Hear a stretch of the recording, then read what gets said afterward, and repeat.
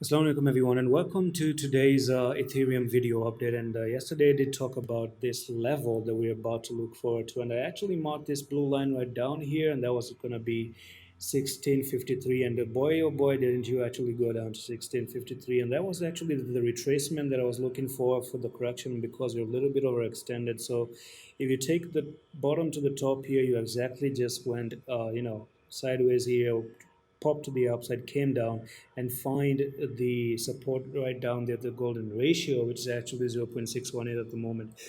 Now, the next impulsive move that you might be looking for Ethereum, if this is going to be bottoming out, it's 1653. And keep in mind, if you actually end up, losing this level, then that's going to be really, really bad. You might be looking to come down to 1552, and you do have a little bit of support here at 1653, just at that blue line right now. So pretty much the correction is done.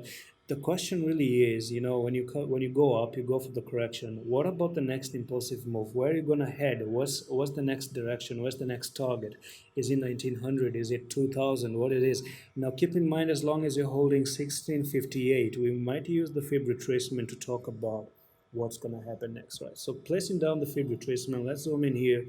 Let's dive into the golden ratio. So I always say this, come up to 755 and you must be breaking the 755. And when you do that, you are looking to put a next leg impulsive move up to the 1926 level. And that's pretty much it for this update. This can happen, come up to 1755, break the 1755.